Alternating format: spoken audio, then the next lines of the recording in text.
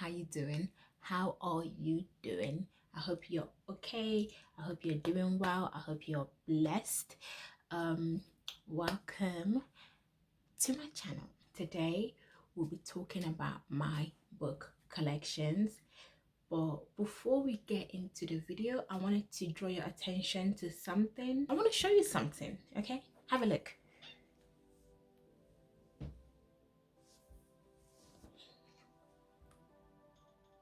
Did you find the connection? Did you think about it? So the connection is I am wearing myself. I am wearing my face here, you know. So this company is based in Nigeria, and they ship worldwide as well. By the way, this video is not sponsored. I just thought I would do something because I genuinely do love their materials. I love their products, and this is my second item from them, but this one is in a whole different material. So this is a jersey. It's almost like a jersey vibes, you know. So it's still the same one, still the same picture, the same everything, you know. The only difference is the material. The only difference is really just the material, you know. It's really just the material. And something that this one has that this one doesn't have is it has my name. If you're interested in personalizing yourself, you know, wearing yourself, and you love yourself a little too much, there's no problem with that, by the way.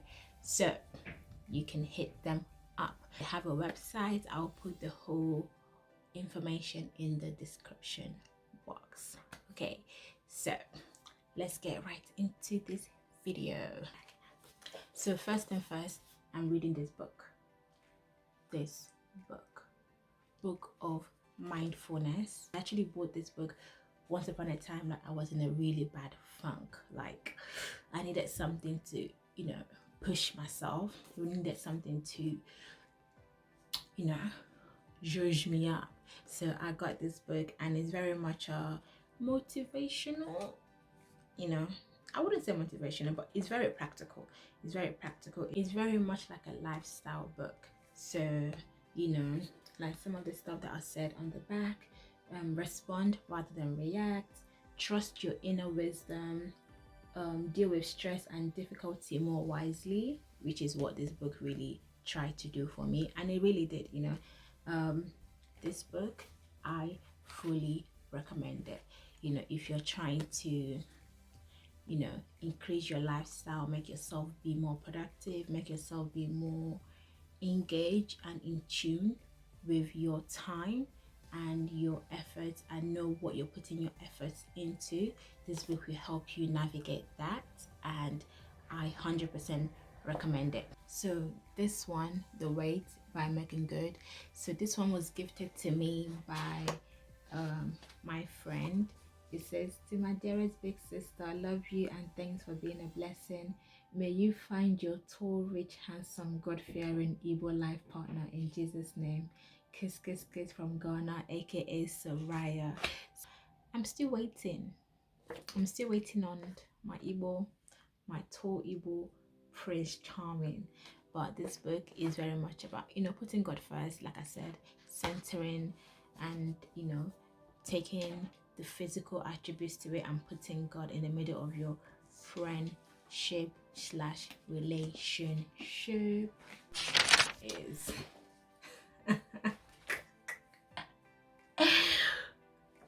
I'm trying to do my theory test, okay? I'm trying to pass my theory test. So that explains it. It explains it, doesn't it? The Secret Barrister, and it's stories of the law and how it's broken. So essentially it's very much about what goes on in the criminal courtroom and the preparation of cases and all of that, and everything that is wrong with the system. So pertaining to the UK, you know, the UK legal system, this book kind of highlights things that are wrong with the system, and also gives recommendation on how we could go about it. So if you a barrister, a solicitor, if you're a law student, even if you're not, it's good to have the knowledge of what the system is saying, and the ups and downs, the advantages and disadvantages. So this book obviously is a secret barrister, so it doesn't even have a name. There is no name of who wrote it. Another book that I have that I recommend to a lot of people is this one, Sapiens, a brief history of humankind. It talks about evolution, migration, and all of these things, and how human beings are damaging the world, how we are changing, how our ideologies are changing, the weather, how the weather, the climate, all of this affect human beings. This is a lot of reading. It's a lot. But if you're interested, why not? It's highly recommended because it actually challenges your thinking and challenges everything that you know. Even if you're religious, even if you believe in God, read this book, and you get to understand more about humans and why we think the way we think, and why we do the way we do, why black people are black people, why white people. It tries to answer those type of questions. So yeah, I don't know why I bought this book, but I don't know if I bought the book or it was gifted to me by my history teacher, but I know for a fact that I got this book around the time that I was doing tutors in at A levels. So that's when I got this book. I think my teacher gave me this book. I'm not sure, I can't remember, but I've tried to read it here and there based on chapters. So it talks about like Britain in the 18th century, and Thomas Cromwell, who was a powerful guy in Henry VIII's courts, so he's a very influential guy, and he played a huge role in the reformation of Church of England and the separation from the Catholic Church. So this guy in history, so I think that's why I got this book, because once upon a time your girl, historian, you know what I'm saying, like but yeah, I was very interested in theology and things like that, and I just wanted to kind of understand the politics, the ideologies behind the Reformation and the creation of Church of England and the Protestants. So your girl was trying to educate herself. Okay, so here I have Maya Angelou. Gathered Together in My Name is an autobiography by Maya Angelou. She's one of the biggest African-American women. The book's amazing, and it talks about, this one is the second, I believe, autobiography volume that she has, and is looking back in her journey, when she became pregnant, she ran away from home, and yeah, so this is a very good book, highly recommended. Struggle of a woman, struggle of a black woman in America. And the next one I have here is Chimamanda. Is a lot of Chimamanda collections, so a lot of them. There's two that I have missing. Half of a Yellow Sun I don't have with me right now, and the other one called We Should All Be Feminists I don't have with me right now. So this one is called Dear Ijawele, and I got this book last year at uni. Dear Ijawele, it says, or a feminist manifesto in 15 suggestions. This book is a really good book, and there were some things that were said I don't remember looking like I don't really agree with this, but it's a good book nonetheless.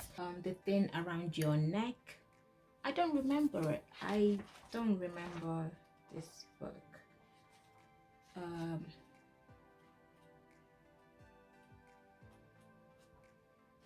I might have to read it again, I don't remember this book. I think it has different, it's a collection of different stories. I have Americana. It has a lot of themes in this book. There's cheating, there is family, there is friendship, there is racism, there is all of these things in this one book. and I really recommend it. Highly recommended.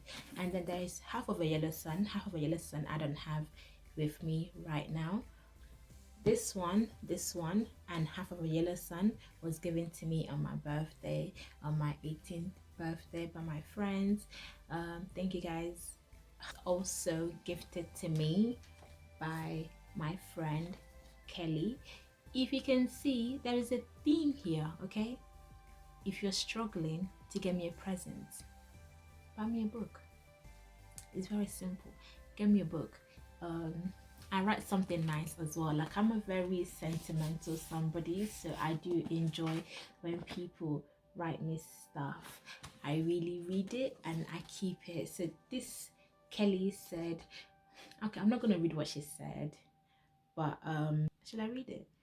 Okay, she said, "Hi Mimi, I'm so sorry for neglecting your feelings and not being there for you. I want you to know that I love you with all my heart, and you will always be my sister from another mister. I'm sorry, Kelly." I don't know where I am right now in my life. Right now, I am at the phase of my life where I want to read more books by Black authors, specifically Nigerian. It's a poetry collection. It was recommended to me by my friend Heba. She recommended it and I really enjoyed reading them. It has a religious undertone. It's almost like a, what's it call it, like a journal. So that's what this poetry is her journal, and then she published it. It was very good. I really enjoyed reading this book, reading this collection. This book is called Becoming Nigerian. It mirrors almost like the gospel of the Bible. That's how the book is structured. And you know, it says, in the beginning, the gospel according to Nigeria, chapter 1, chapter 2, chapter 3, chapter 4. Do you know what I'm saying? So it almost mirrors the Bible. Becoming Nigeria, it very much highlights the struggle of what it is to be a Nigerian in Nigeria. What is it? What it takes. And this take here, is almost like the police sign there, you know, echoing police brutality. You know, let's analyze. So this a pregnant somebody, you know, there's this saying that says, tomorrow is pregnant and you don't know what it will give birth to. And I feel like that's what Nigeria is. Nigeria is pregnant. Like, Nigeria has a lot of potentials that it could either explode and just finish everyone, or it can give birth to something great, you know. English analysis, come on. I have this one. It's called Children of Blood and Bones, by Tomi Adeyemi. This book is amazing.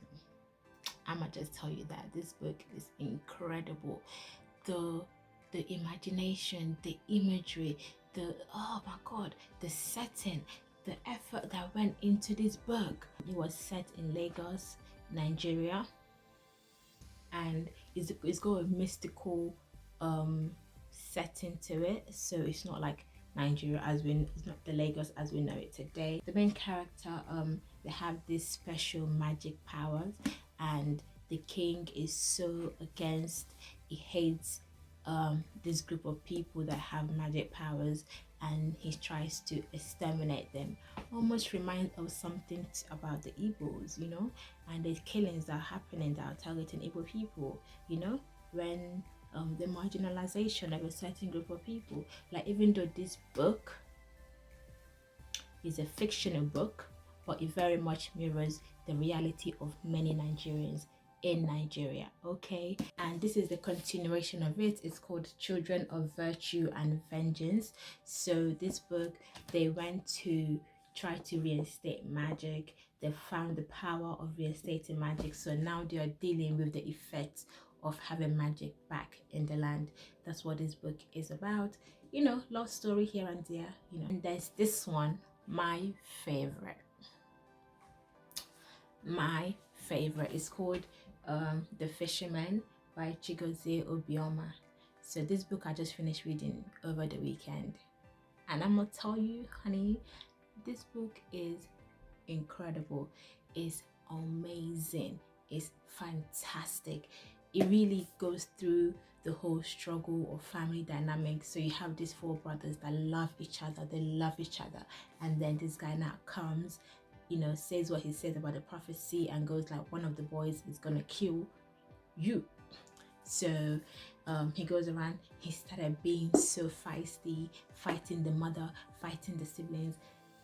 Ikenna, that's the guy that was prophesied on, that they said the brother is gonna kill him. So this book is a very good book, and one thing I do like about it is the cultural context of the book that it gives. So if it talks about the Olympics, it talks about the World Cup, it talks about the political struggles of the time. So it goes over a series of 1980s to 2000, you know, early 2000. So it talks about that a lot in the book.